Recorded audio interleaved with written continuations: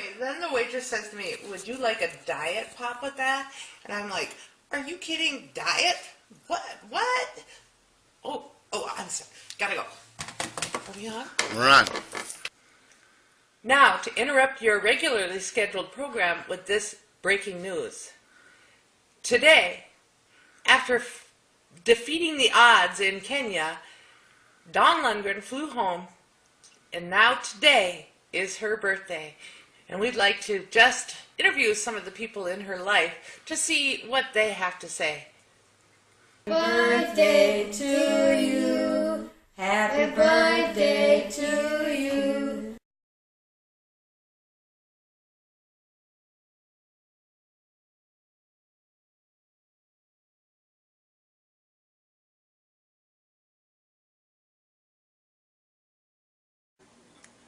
Well, I would say the most memorable moment would be in Canada when we have our fly-in trips and we're out fishing, just the two of us.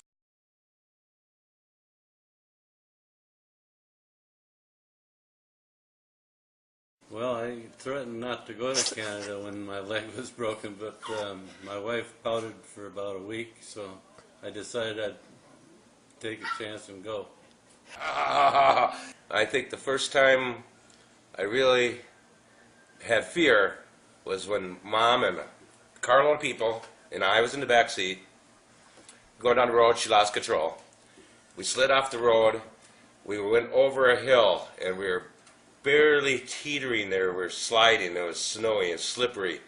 And Mom says, "Nobody breathe." Boy, I held my breath a long time in that one. Oh, wow. And it's one thing I learned from Mom: never panic. Start crying right away. So today I was thinking about favorite memories that we've had together. And the first thing that came into my mind was the thousands of miles that I spent on the back of your motorcycle. And I remembered all the games you played with me while on the back of your bike. Remember the game when you made me look for the towns of the signs for the next city. And we made up a story to go with the signs. And at the time I thought you were just making up a fun game. And it wasn't a lot of years later till I had kids of my own that I realized it was a self-preservation game, because if you didn't think of something to keep me awake on the back of your bike, we both would have been killed. You know, I have lots of favorite memories of my mom, and to combine them all, she is my biggest fan and cheerleader, and so supportive of those things. There's just been so many things, but to round it all up, that's what it is. My most favorite memory is the first memory. First time I went up there, being a little nervous, and Sandy telling me it's going to all be okay. And we sat down, and after a couple hours or a couple minutes of chit-chat, she reached down, took a sip of her water, looked me right in the eyes and said, "So Bob, tell me what your intentions are with my daughter." And I went, and thinking to myself, I didn't realize there was going to be a test.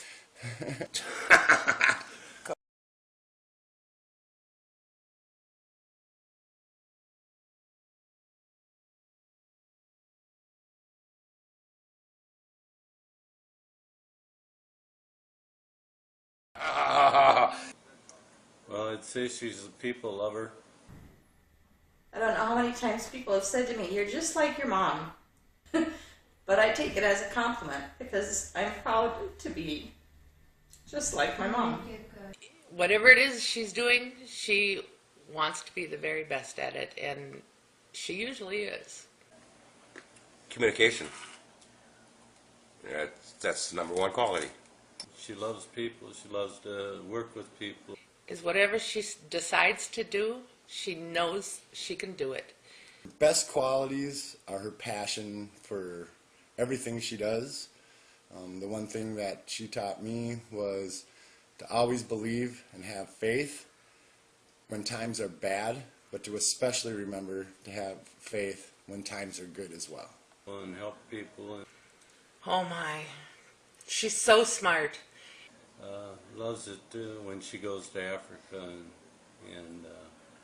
and works with people.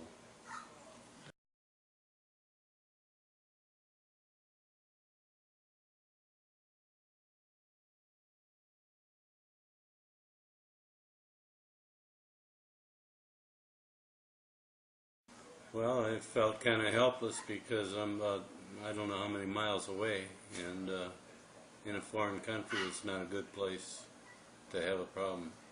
I'm so glad you came back alive from Kenya, because it really would have been a pain in the neck to figure out how to deal with things if you died in Kenya. Why Africa? I was stunned, shocked. That was a horribly helpless feeling. Knowing that she was that ill and in a far, far away country, it was horrible. Just some pray, and I know she had some very good people with her. Real feeling of hopelessness and, trying to be uplifting to the other family members who are, obviously very saddened and concerned. I did see God's promise that she would be okay. So even though I couldn't talk to her to see how she was until several days after she got to the hospital, I knew that she would be okay. And when I did finally get to talk to her, it just settled me down a little bit.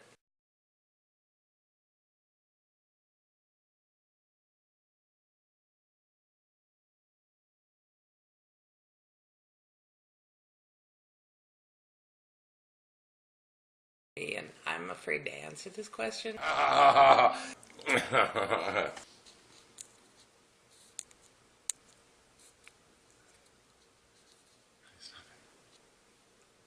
Okay, kids go. Kids go. Never panic. Start crying right away. And that's nothing I could do. A woman of 75-year-old, she should be having her family up once a month, especially her favorite son-in-law, for her famous chili and cornbread, and then could take us out fishing on the new Grady White. Gosh. She should be baking me more cakes and pies. Yeah, that wouldn't be a bad idea.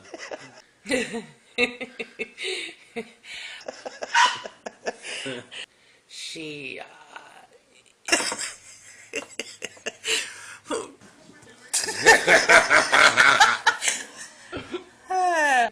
but I'll just defer to whatever the other folks said. I think she should think strongly about retiring. And maybe we could spend a little more time together. Happy birthday, Don. I hope you have many more to come, and remember, we all love you. Happy birthday, Mom. Love you. So, happy birthday, Mom. Love you.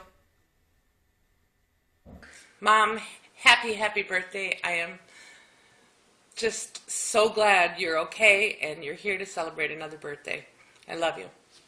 Well, happy birthday, Mom. And may you have many more. Happy birthday, dear Grandma.